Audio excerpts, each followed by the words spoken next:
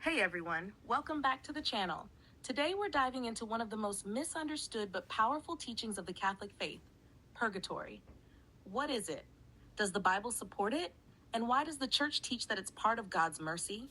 Let's explore together. Now, when Catholics talk about purgatory, we don't mean a second chance after death. No. Purgatory is for those who already die in God's grace and friendship, but still need purification before entering the perfect holiness of heaven.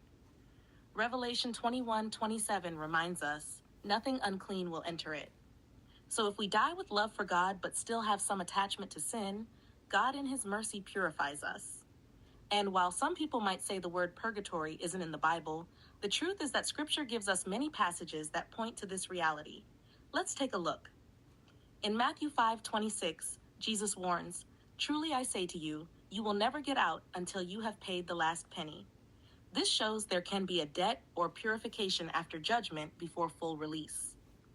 The prophets also speak of God cleansing His people. In Isaiah 4:4, it says, "When the Lord shall have washed away the filth of the daughters of Zion by a spirit of judgment and by a spirit of burning." That's powerful. God's cleansing described as a burning purification. And in Isaiah 48:10, God declares, "Behold, I have refined you, but not like silver. I have tried you in the furnace of affliction." Notice the imagery of refining fire, not to destroy, but to purify. The prophet Malachi 3:2-3 adds, "For he is like a refiner's fire and like fuller's soap. He will sit as a refiner and purifier of silver, and he will purify the sons of Levi and refine them like gold and silver, and they will bring offerings in righteousness to the Lord." Before offering pure worship, God purifies His people, just as souls are purified before entering heaven.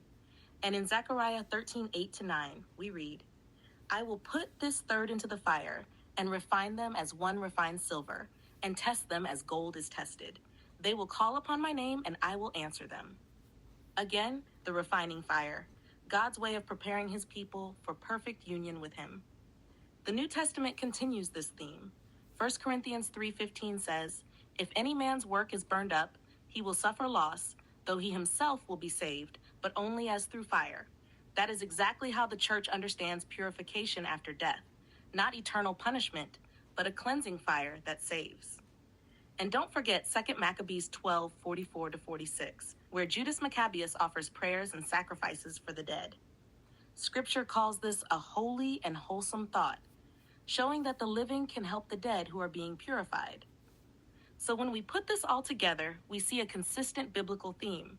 God refines, God purifies, and God prepares His people to stand before Him in holiness. That is what the Catholic Church calls purgatory, a merciful gift, not something to fear, but something to thank God for, because it shows His deep desire that we enter His presence spotless and radiant. Friends, purgatory isn't a denial of God's mercy. It's actually an expression of it. It means that even if we die imperfect, God won't abandon us.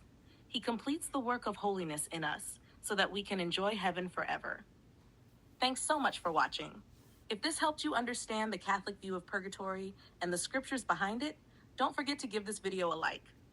Share it with your friends, and subscribe to the channel for more Catholic teachings explained clearly.